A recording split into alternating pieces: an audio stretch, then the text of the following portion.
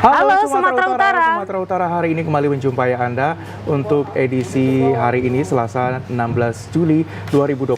Kali ini bersama kami, saya Lukman Hakim Storus. Dan saya Nisa Redi. Seperti biasa pemirsa, beragam informasi aktual seputar Sumatera Utara telah dirangkum oleh tim redaksi kami untuk Anda. Dan berikut kami hadirkan informasi selengkapnya.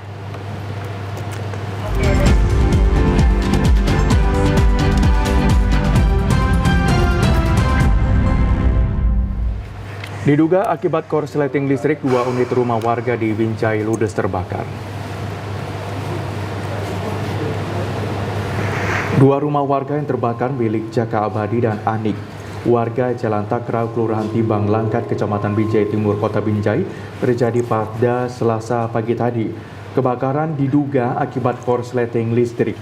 Menurut pemilik rumah Jaka, kebakaran ini awalnya disebabkan terbakarnya rice cooker miliknya yang sedang dipakai. Api cepat menyebar kemudian membakar seisi rumah dan merembet ke rumah sebelah.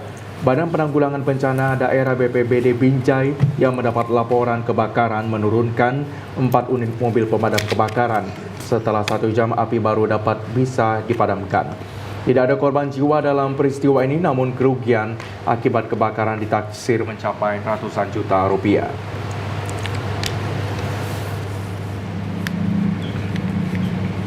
Pemirsa, ratusan masyarakat Desa Pidoli Dolok, Mandaling Natal mendatangi lokasi pembangunan perkuatan tebing Sungai Batang Gadis untuk menuntut normalisasi pelurusan sungai dan realisasi anggaran pembangunan dek sungai di wilayah lahan pertanian masyarakat.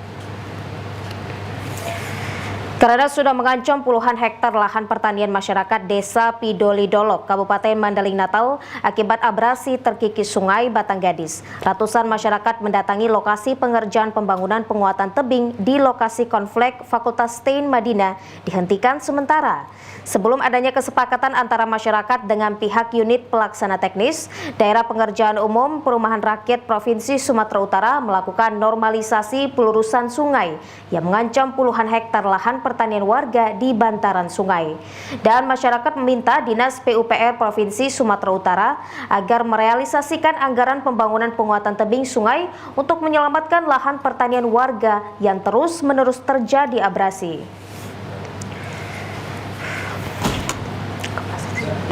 Agar dek ini diluruskan lagi, jangan berbelok. Masyarakat mengusulkan pendekan sebelah Desa Pilombang karena di balik perkebunan ini itu semua udah lahan pertanian masyarakat. Takutnya nanti kalau kita tidak cepat membangun pendekan itu, tentunya air mengarahnya ke Desa Pilombang. Pada bulan Oktober atau bulan 11 nanti mungkin masyarakat udah mulai panen. Kepala Seksi Sumber Daya Air UPTD Dinas PUPR Sumatera Utara, Edi Saputra Batubara, menanggapi 5 tuntutan masyarakat yang mengusulkan kesepakatan tersebut ke tingkat provinsi untuk keamanan dan keberlangsungan proyek pembangunan penguatan sungai yang sudah berlangsung.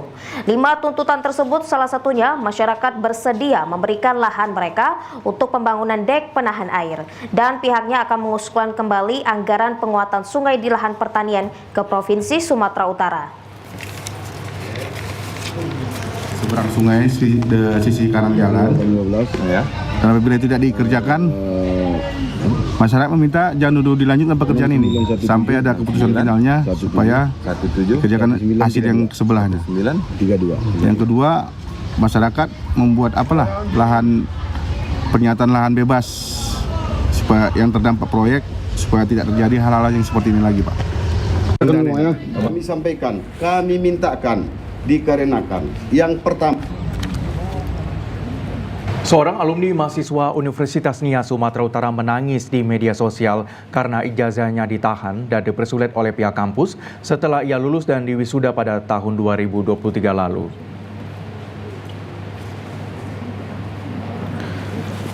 Lulusan Universitas Nias bernama Sadari Zega membagikan kesedihan melalui media sosial karena ijazahnya masih ditahan pihak kampus. Ia merupakan mahasiswi angkatan 2019 di wisuda 2023 dan mengaku telah melakukan seluruh kewajiban hingga seharusnya ijazah strata satunya menjadi hak milik.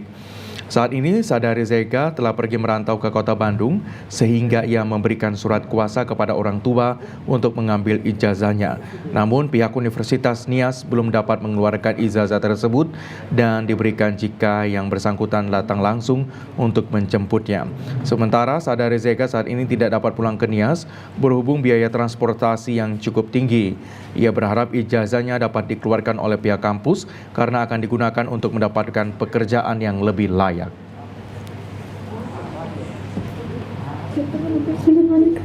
Tapi kenapa pihak UNIAS mempersulit saya seperti itu? Kalaupun mereka memaksa saya pulang, itu biayanya besar. Sedangkan gaji saya di sini tidak seberapa. Tidak seberapa. Saya menyelesaikan studi itu dengan susah payah. Saya mati-matian memperjuangkan itu. Tapi pemerintah setempat tidak menghiraukan. Bahkan kasus saya ini selalu ditutupi terus. Pihak Universitas Nias mengaku orang tua Sadari Zega pernah mendatangi kampus untuk mengambil ijazah anaknya dan diminta untuk bersabar karena melalui proses dan jadwal pendistribusian ijazah. Selain itu terdapat sejumlah mahasiswa lain yang belum mendapatkan ijazah karena sejumlah faktor. Alasannya karena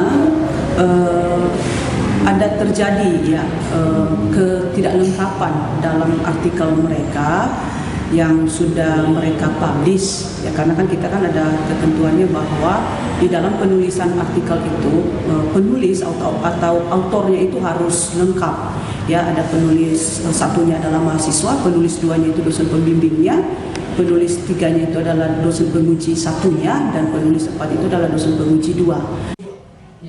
Sejauh ini pihak Universitas Nias masih menginginkan agar Sadari Zega datang secara langsung ke kampus untuk mendapatkan ijazah. Ia diminta memberikan klarifikasi terkait hal yang dibagikannya ke media sosial mengenai keberadaan ijazah tersebut semestinya merupakan permasalahan yang dapat diselesaikan di internal universitas.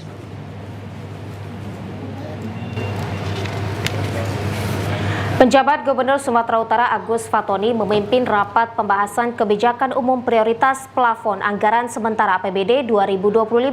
Agus Fatoni mengatakan APBD perlu disusun secara realistis sehingga kemampuan keuangan daerah dapat terukur secara akurat. Penjabat Gubernur Sumatera Utara Agus Fatoni menekankan agar anggaran pendapatan dan belanja daerah Sumatera Utara tahun 2025 realistis.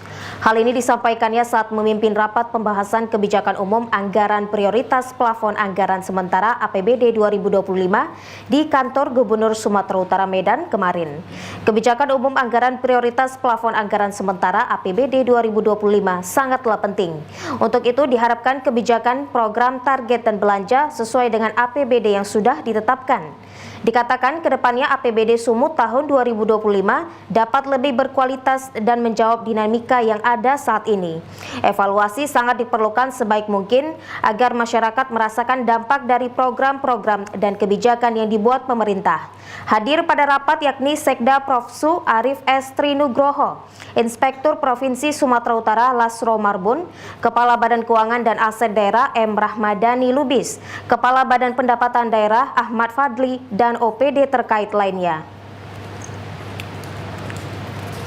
Ketua DPD Golkar Sumatera Utara Musa Rajeksa secara resmi mengumumkan Bupati Asan Surya sebagai bacalon Wakil Gubernur Sumatera Utara mendampingi Bobi Nasution dalam pilkada mendatang. Ketua DPD Golkar Sumut Musa Rajeksa menyebut nama Bupati Asan Surya yang juga kader Golkar diusung untuk menjadi Wakil Gubernur Sumatera Utara berdasarkan keputusan DPP Golkar dan telah disetujui oleh Ketua Umum Golkar Erlangga Hartarto. Ada beberapa alasan Partai Golkar mengusung Bupati Asan Surya sebagai wakil Bobi pada pemilihan gubernur November mendatang. Sosok Surya dinilai sudah cukup matang di pemerintahan dan juga merupakan kader tulen Golkar. Meskipun demikian, usulan Surya sebagai wakil Bobi akan disampaikan ke partai koalisi untuk kemudian dirapatkan dan diputuskan sesuai kesepakatan bersama. Pada pilkada November mendatang, Partai Golkar menargetkan menang 60%. Pastinya ini untuk meyakinkan sekali lagi karena di sini semuanya hadir, fraksi Partai Golkar, baik yang incumbent dan yang terpilih dan calon kepala daerah. Karena perjuangan ini kan tidak bisa hanya dari provinsi, harus seluruh kabupaten kota dan sampai dengan basis desa kita semuanya bergerak. Kami juga hadir di sini menunjukkan bahwa keseriusan Partai Golkar dan kita harus bekerja untuk memenangkan calon gubernur kita, Pak Bobi Afif Nasution, beserta wakilnya Pak Haji Surya yang merupakan kader Partai Golkar. Untuk Sumatera Utara, pada pemilu lalu Golkar merupakan partai pemenang dengan suara dan kursi terbanyak. Sementara bakal calon gubernur Sumatera Utara Bobi Nasution menyikapi keputusan Ketua DPD Golkar Sumatera Utara Musa Rajeksa yang menunjuk Bupati Asahan Surya untuk mendampingi dirinya sebagai bakal wakil gubernur Sumatera Utara dalam pilkada mendatang. Bobi menyebut hal ini menjadi titik terang untuk kedepannya. Bakal calon gubernur Sumatera Utara Bobi Nasution menanggapi keputusan Ketua Umum Partai Golkar Airlangga Hartarto terkait bakal calon wakil gubernur Sumatera Utara dari Partai Golkar yang diumumkan langsung oleh Ketua DPD Golkar Sumatera Utara Musa Rajeksa. Sebelumnya, sejumlah nama santer dikabarkan akan mendampingi Bobi pada Pilgub-Su mendatang. Di antaranya ada nama Bupati Serdang Bedagai Dharma Wijaya, Sekar Tanjung yang merupakan putri Akbar Tanjung, dan istri Raffi Ahmad, Nagita Slavina. Terkait hal tersebut, Bobi menyebutkan dari sekian banyaknya nama, akhirnya Golkar menentukan pilihan kepada Surya untuk mendampingi Bobi pada pilkada mendatang. Menurutnya hal ini menjadi titik terang dan dirinya secara pribadi akan membawa hasil ini kepada Partai Gerindra dan Partai Koalisi untuk dirapatkan. Namun demikian, menantu Presiden Jokowi ini tidak menampik jika kursi calon wakil gubernur Sumatera Utara sudah disepakati akan diisi oleh Partai Golkar. Meskipun Golkar sudah menyodorkan kadernya untuk menjadi wakil Bobi, Bobi menyebutkan hal ini harus disampaikan dulu ke partai pengusung lain seperti PAN, Nasdem, PKB, dan Demokrat. Jadi ini titik terang dari nama-nama yang selama ini hadir di bursa calon wakil gubernur Sumatera Utara yang memang ada disampaikan, dan kemarin Pak Airlangga juga sudah menyampaikan dan tadi sudah disampaikan Bang Ijek. Ini menjadi terang. Selanjutnya tentunya saya secara pribadi dan dari Partai Gerindra menunggu kelanjutannya setelah dari hari ini. Kami masih memiliki beragam informasi menarik lainnya. Tetaplah bersama kami akan segera kembali.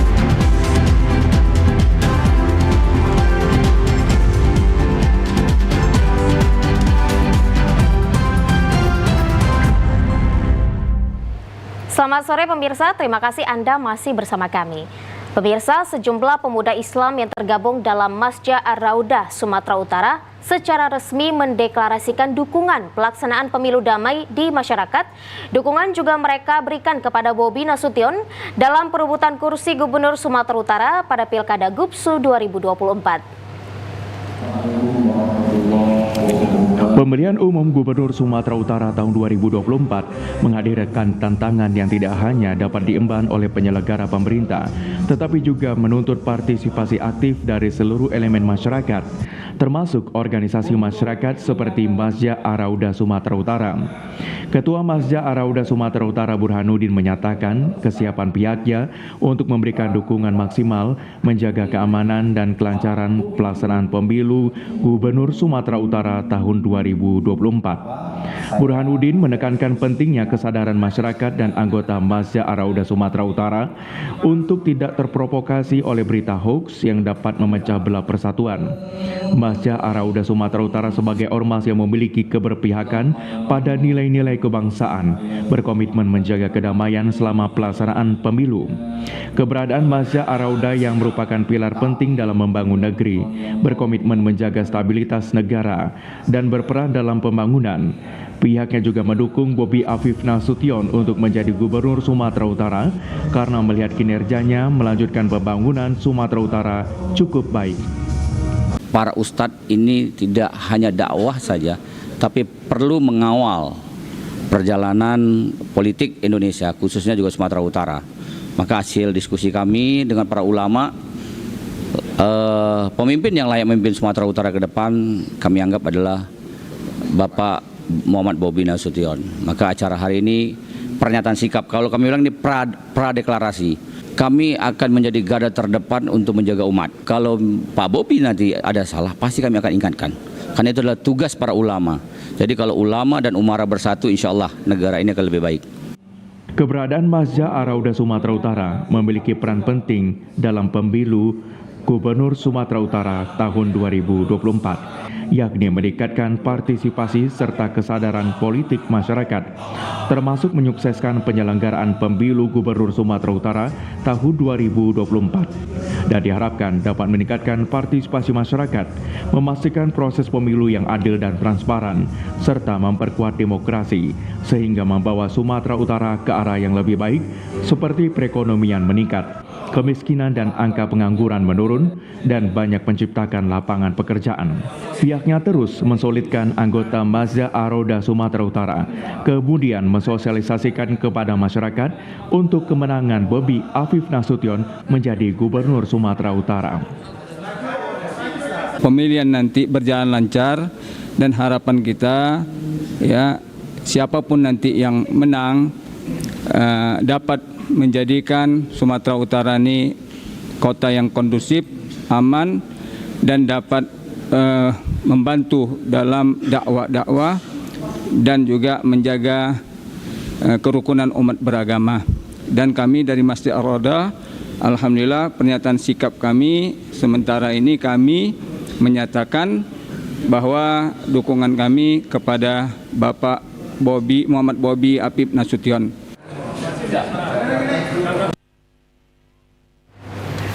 Ya, Saudara, Komisi Pemilihan Umum KPU Kota Binjai mengajak para jurnalis yang ada di Kota Binjai untuk ikut serta mensukseskan Pilkada Serentak 2024. Menjelang pelaksanaan pemilihan kepala daerah, gubernur, bupati, dan wali kota secara serentak pada 27 November 2024 mendatang, KPU Kota Binjai mengajak seluruh elemen masyarakat untuk mensukseskan, salah satunya dengan mengajak para jurnalis yang ada di Kota Binjai untuk mensosialisasikan pelaksanaan Pilkada Serentak 2024. Ketua KPU Kota Binjai Anton Indratno menyatakan salah satu cara sosialisasi adalah dengan membentuk media center di KPU Kota Binjai.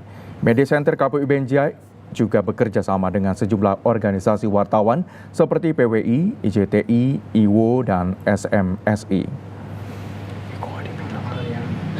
Mengingatkan hal-hal apa yang mungkin tidak pas atau kurang ataupun sebagai bahan masukan buat kami untuk kedepannya agar pelaksanaan pilkada ini lebih baik.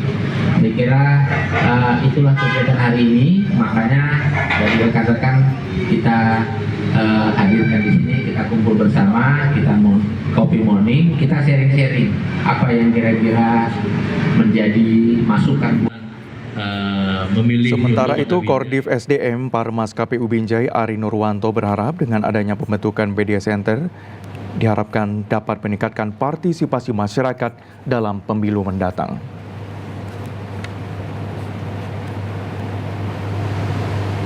Kawan-kawan KPU di tahun itu.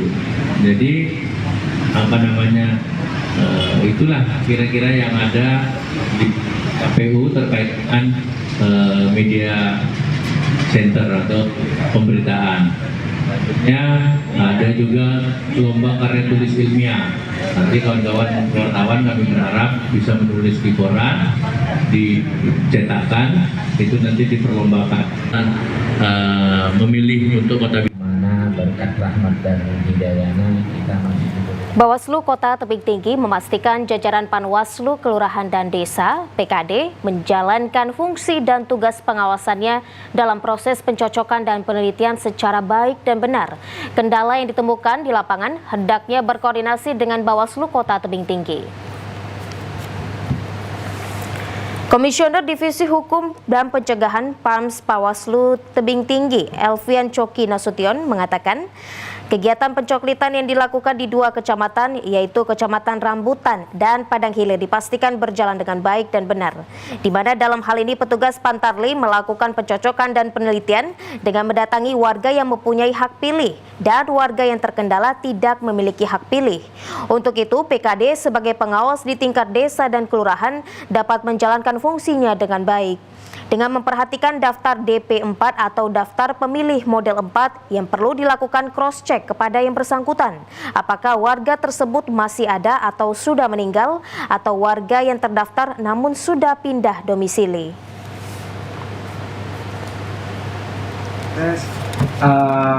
Pencarian rumah ataupun proses pemilih, menemukan pemilih yang biasanya ada di luar kota, yang sedang bekerja di luar kota. Itu beberapa sekelumit kendala kita dalam proses mengawasi kerja-kerja di proses pencoklitan ini.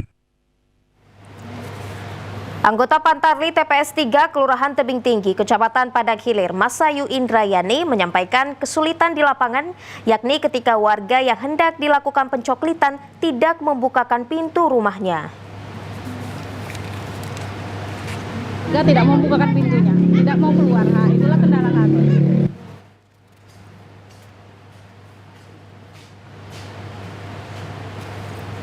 Badan Pengawas Pemilihan Umum Bawaslu Kabupaten Batubara telah membuka posko kawal hak pilih untuk pemilihan umum kepala daerah Pilkada serentak tahun 2024. Namun hingga kini belum ada aduan masyarakat yang masuk ke posko tersebut.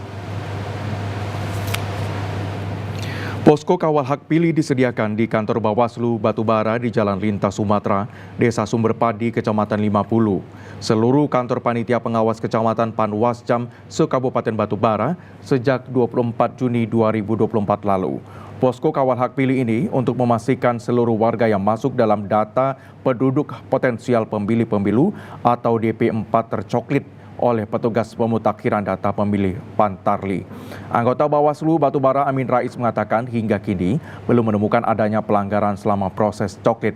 Namun demikian, Bawaslu Batubara akan terus mengawal proses coklit hingga ke rumah-rumah warga. Proses coklit akan berlangsung hingga 24 Juli 2024 di Batubara. Proses coklit sudah mencapai lebih dari 90%. Nah, kalau sejauh ini kita kan turun mensup ke lapangan, ke kecamatan-kecamatan, langsung ke rumah-rumah untuk memastikan dalam rangka mengawal hak pilih yang saat ini dilakukan oleh KPU, yaitu Pantarli, dalam rangka pencoklikan. Nah, oleh karena itu kami juga turun ke lapangan, belum menemukan adanya masyarakat yang tidak dicoklik. Nah, alhamdulillah laporan dari KPU sudah 95% pencoklikan telah berjalan.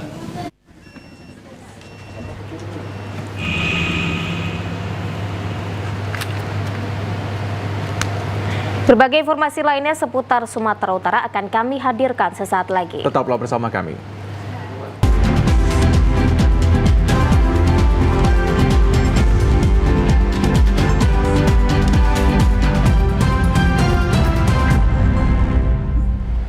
Saudara, pengajian Akbar Amanah Kabanjahe, Majelis Zikir Al-Haura BKN Masjid Agung dan KUA Kantor Kemenak Karo menyelenggarakan pengajian Akbar dan berbagi sesama di bulan Muharram 1446 Hijriah.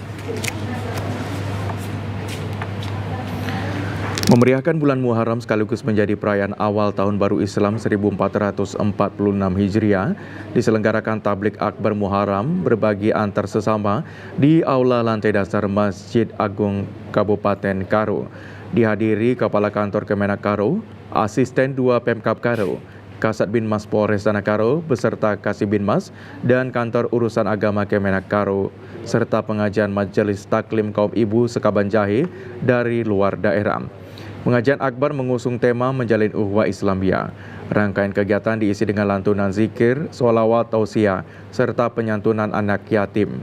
Tausiah disampaikan oleh Al-Ustadz Kondang Daeng Syawal Mubarak, tentang peristiwa penting bulan Muharram saat diterimanya taubat Nabi Adam, kapal Nabi Nuh, peristiwa Nabi Musa membelah Laut Merah, mengalahkan Firaun, dan diangkatnya Nabi Isa maupun hijrahnya Nabi Muhammad SAW. Ia menyuruhkan untuk bersama mengagungkan Allah Subhanahu wa Ta'ala, memohon ampunan dan menjadi ihsan yang lebih baik dari tahun sebelumnya dengan meningkatkan ketakwaan, amalan dan keutamaan yang dapat dilakukan seperti beristighfar, sholawat, puasa dan bersedekah. KUA Kemenak Kabupaten Karo Ustadz Nasrun mengatakan, kegiatan berbagi ini merupakan program rutin zakat, infak, sedekah dan dana sosial lainnya disalurkan kepada yang berhak, anak yatim dan kaum duafa. Selanjutnya program Kemenak Karo untuk menumbuhkan dan membangun kolaborasi melaksanakan berbagai cinta berlimpah berkah. Utamanya sedekah Muharram ini dapat meningkatkan keimanan, terutama kepada yang memberi dan menerima, senantiasa dalam ridha Allah, terutama untuk meningkatkan keimanan kepada Allah Subhanahu wa Ta'ala. Harapan kita ke depannya, semuanya masyarakat kita, begitu juga jemaah kita, senantiasa dapat terlayani, meningkatkan kasih sayang, buah Islamiyah, terutama kita sesama hamba Allah. Kegiatan pengajian akbar ini ditutup dengan berbagi kepada saudara seiman dan peduli Palestina.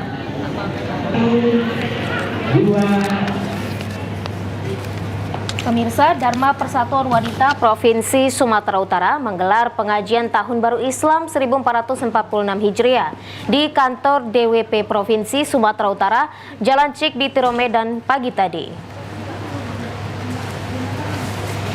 Pengajian Tahun Baru Islam 1446 Hijriah yang mengusung tema Hijrah menuju kebaikan, memperbaiki diri dan berkontribusi positif bagi umat ini turut dihadiri oleh Penasehat Dharma Wanita Persatuan Provinsi Sumatera Utara, Nyonya Tias Fatoni, bersama Ketua Dharma Wanita Persatuan Provinsi Sumatera Utara, Nyonya Dian Arif Estri Nugroho. Pengajian Dharma Wanita Persatuan Provinsi Sumatera Utara ini rutin dilaksanakan untuk menyebarkan syiar Islam. Dalam sambutannya, Nyonya Tias Fatoni mengatakan, semangat dalam menjalani pekerjaan sehari-hari tidak bisa dilakukan seorang diri, melainkan berkat kerja tim. Nyonya Tias Fatoni mengajak seluruh ibu Dharma Wanita untuk terus berbuat kebaikan. Pada kesempatan yang sama, Al-Ustadz Haji Abidin Azari Lubis dalam tausiah singkatnya menyampaikan kepada jamaah Dharma Wanita untuk menjadi orang yang bermanfaat. Haji Abidin Azari mengingatkan 3 hal dalam menjalani kehidupan sehari-hari, yakni beriman, hijrah, dan jihad. Para jamaah yang dominan kaum ibu Dharma Wanita ini juga diingatkan tentang sikap dalam kehidupan sehari-hari dan berpesan sikap hijrah sangat penting untuk dijalani. Hijrah teritori, hijrah wilayah, hijrah tempat, kemudian ada hijrah islah hati nurani. Dua-dua ini penting karena dua-dua kan ditunjukkan Rasulullah. Rasul SAW hijrah dari kota Makkah ke kota Madinah. Jadi ya tentunya ya ini anggota DWP ini Dharma Wanita ini karena namanya dia sebagai pendamping suami pasti akan hijrah dari satu tempat ke tempat yang lain ya demi keberhasilannya. Tapi keberhasilan itu bisa didapat insya Allah kalau didukung dengan adanya hijrah atau islah dari hati nurani. Jadi Badan Perencanaan Pembangunan Nasional Republik Indonesia Bappenas menggelar penyusunan rekomendasi kebijakan pembangunan media massa yang sehat industri di Medan kemarin.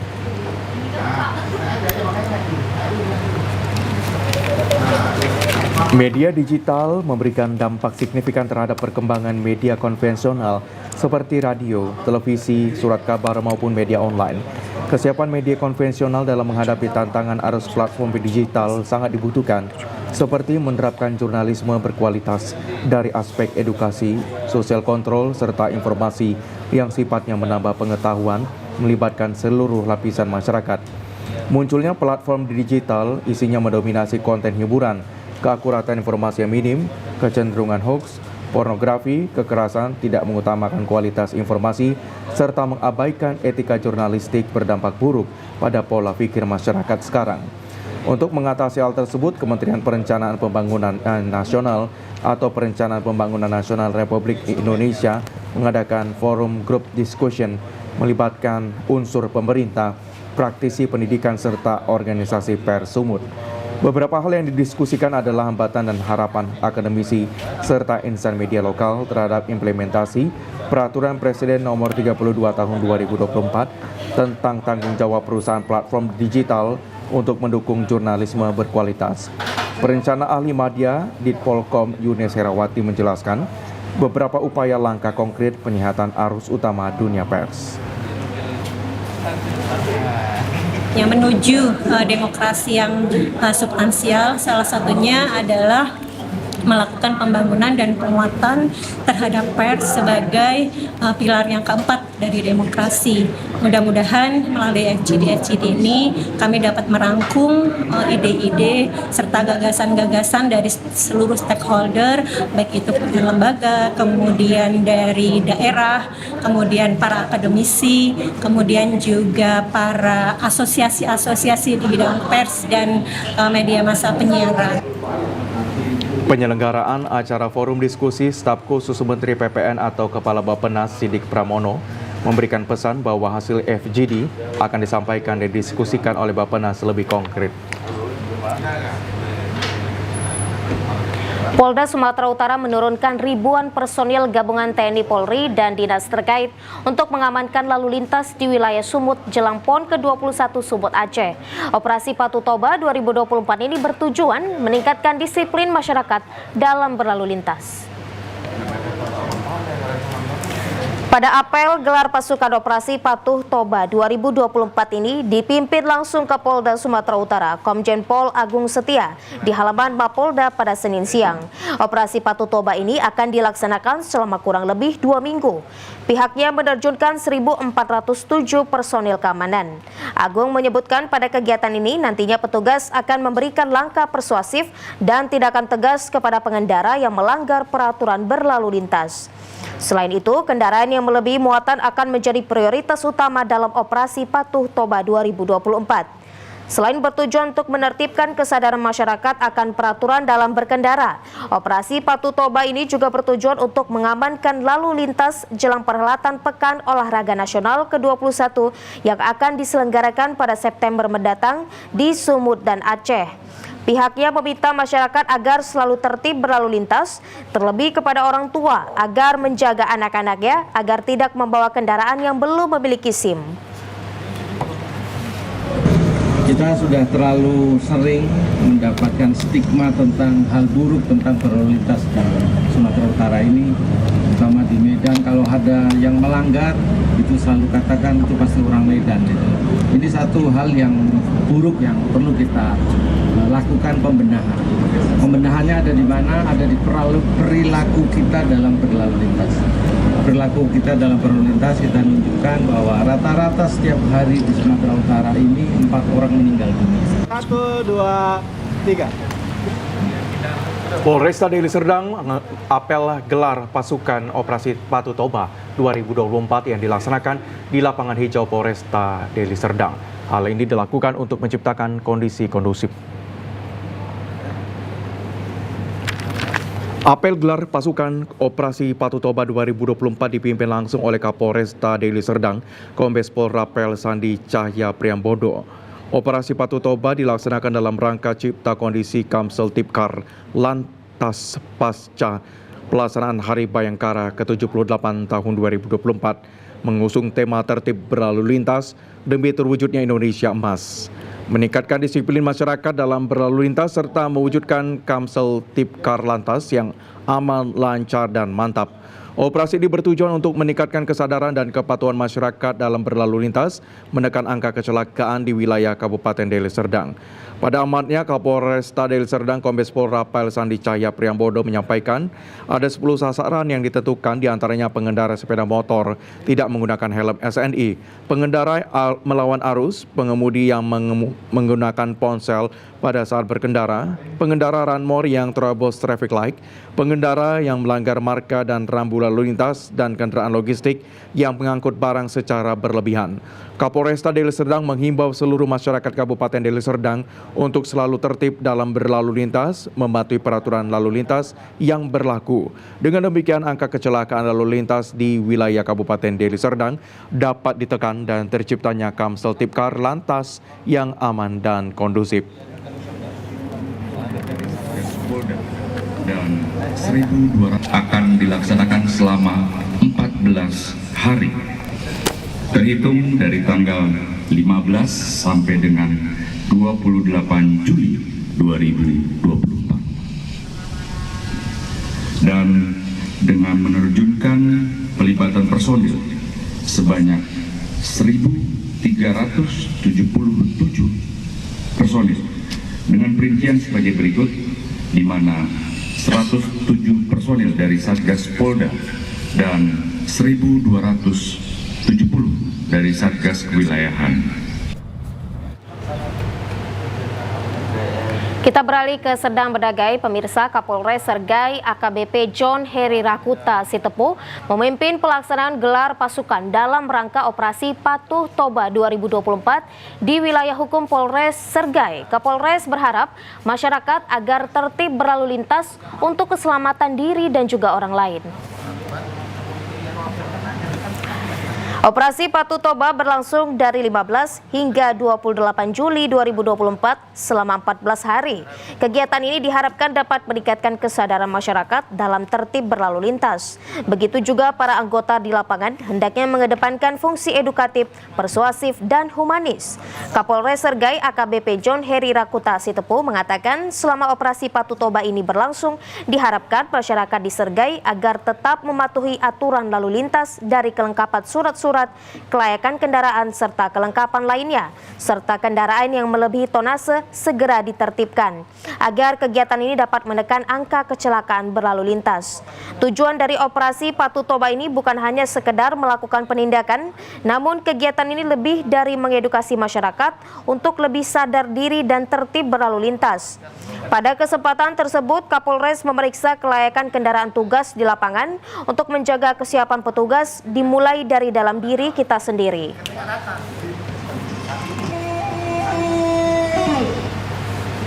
Sebanyak 8 klub sepak bola tingkat remaja turut bertanding pada turnamen mini soccer Putra Inti Cup 1 Jalan Bunga Teratai Lingkungan 2 Kelurahan Padang Bulan Selayang 2 Medan Selayang kemarin.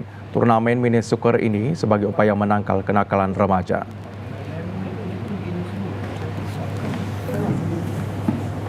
Kenakalan remaja terjadi di lingkungan masyarakat harus mendapat perhatian khusus.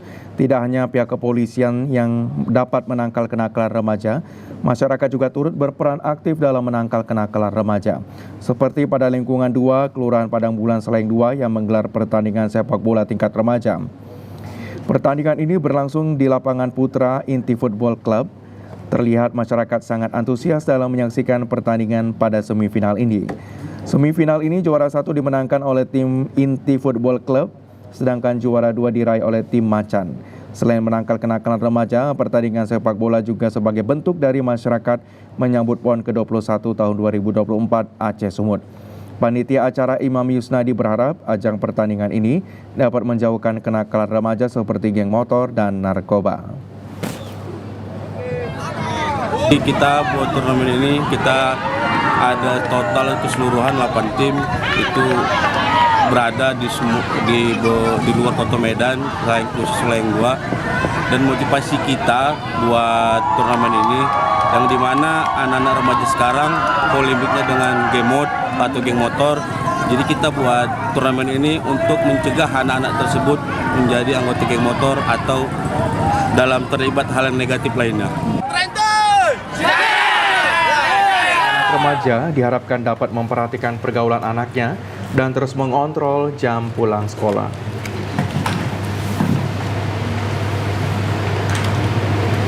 Saudara, berkebun tidak harus memiliki lahan. Pemirsa, berkebun tidak harus memiliki lahan yang luas. Dengan memanfaatkan pekarangan rumah, bercocok tanam jika dilakukan dengan baik dan benar, tentunya akan menghasilkan pundi-pundi rupiah. Seperti yang dilakukan seorang warga bernama Oji berasal dari Desa Payaprupuk, Kecamatan Tanjung Pura, Kabupaten Langkat yang berhasil mengubah pekarangan rumahnya menjadi sumber penghasilan. Oji memanfaatkan pekarangan di sekitar rumah untuk bercocok tanam seledri. Dengan keteguhan dan semangat yang tinggi, Oji berhasil menanam seledri yang subur dan berkualitas sehingga menghasilkan pundi-pundi rupiah setiap harinya. Awalnya Oji hanya mencoba-coba bercocok tanam dengan memanfaatkan lokasi yang kosong di pekarangan rumahnya. Bermodalkan ilmu pengetahuan yang diperoleh dari menonton video di YouTube, ia mulai menanam seledri dan hasil tanaman seledri tumbuh dengan subur. Dari tanaman tersebut, Oji setiap hari mendapatkan keuntungan dari penjualan seledri. Ia menjual seledri ke kafe-kafe di sekitar desa dan menghasilkan cuan Rp200.000 setiap harinya dan sangat membantu penghasilan keluarga. Oji mengatakan kunci keberhasilannya adalah ketekunan dan kemauan belajar. Meskipun tidak memiliki latar belakang dalam bidang pertanian, semangatnya untuk mencoba sesuatu yang baru dan memanfaatkan teknologi informasi seperti YouTube telah membawanya pada kesuksesan. Tanaman selada ini ternyata setelah 3 bulan saya jalani, ternyata prospeknya bagus. Lalu sampai sekarang lah saya akan menanam selada ini. Pertama kali yang melalui kawan tadi kan mengajarkan sedikit tentang pupuk organik melalui pisang gitu kan, dibusukan fermentasi. Lalu saya belajar lebih dalam lagi melalui YouTube. Para warga setempat sangat mengapresiasi kesuksesan Oji dan menjadikan inspirasi bagi warga lainnya untuk memanfaatkan pekarangan rumah dengan kreativitas dan kemauan belajar dengan mengubah lahan sempit menjadi sumber penghasilan yang menjanjikan. Jadi ikan yang kita... Pemirsa, berikut informasi perakiraan cuaca di sejumlah daerah di Sumatera Utara dari Badan Meteorologi, Klimatologi, dan Geofisika Wilayah 1 Medan berlaku pada esok Rabu 17 Juli 2024. Halo Sobat BMKG, senang sekali rasanya dapat berjumpa kembali bersama saya Anggun, perakiraan cuaca BMKG Wilayah 1 Medan yang akan memberikan informasi perakiraan cuaca dan hotspot untuk Provinsi Sumatera Utara yang berlaku pada Rabu 17 Juli 2024. Pada pagi hari, berawan untuk seluruh wilayah Sumatera Utara. Pada siang hingga sore hari, berawan dan berpotensi hujan ringan hingga hujan sedang di sebagian wilayah Sumatera Utara dengan potensi hujan sedang terjadi di Kota Gunung Sitoli, Nias Selatan, Pakpak Barat, Humbang Hasundutan, dan sekitarnya. Untuk malam hari, berpotensi hujan ringan hingga sedang di wilayah Sumatera Utara dengan hujan sedang berpotensi di Nias Utara, Kota Gunung Sitoli, Nias Selatan, Mandailing Natal, Dairi, Karo, Samosir, Padang Lawas Utara, dan sekitarnya. Untuk dini hari, berpotensi berawan untuk seluruh wilayah Sumatera Utara dengan suhu udara berkisar antara 16 hingga 34 derajat Celcius dengan kelembapan udara berkisar antara 60 hingga 98% dengan angin yang bertiup dari timur hingga barat dengan kecepatan 10 hingga 30 km per jam. Untuk titik panas atau hotspot di wilayah Sumatera Utara pada pantauan tanggal 15 Juli 2024 terdapat 1 titik panas di Labuhan Batu. Kami himbaukan kepada seluruh masyarakat wilayah Sumatera Utara untuk tetap waspada hujan dengan intensitas sedang yang dapat disertai petir dan angin kencang di lereng barat, pantai barat, dan sebagian pegunungan Sumatera Utara yang dapat menyebabkan bencana hidrometeorologis. Demikian informasi yang dapat saya sampaikan, semoga bermanfaat. Terima kasih dan sampai jumpa. Informasi tadi mengakhiri jumpa kita di Sumatera Utara hari ini. Mewakili kerabat kerja yang bertugas, saya Lukman Hakim Sitorus. Dan saya Nisa Redi. Kami ucapkan terima kasih atas perhatian dan juga kebersamaan Anda. TVRI, Media Pemersatu Bangsa. Sampai jumpa.